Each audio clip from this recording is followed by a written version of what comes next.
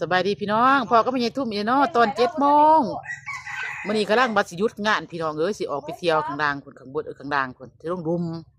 ผู้ดีเพิ่นมาผู้ดีเพิ่นมาหับเอาไปเก็บกาแฟผู้ดีมีงานเขาอีกแล้วพี่น้องไม่ใช่ทุ่มสิมีเงินอีกแล้ว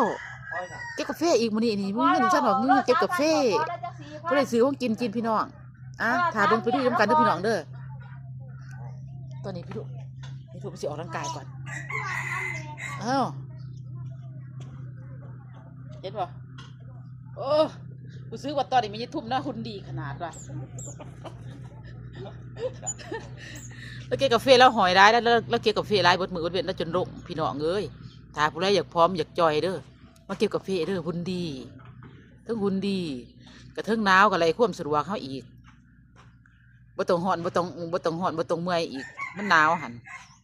ถ้าออกร่างกายไปเด้อมันรวดแต่น้ำมันเป็นแนว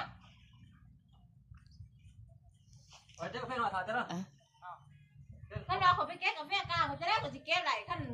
เดี๋ยวว่ากองมันจะก็ชอบเอาบ่าไปพี่น้องไปลงน้ำกันพุ่นสิพาไปพุ่นไปมีไผมาเจ้ามา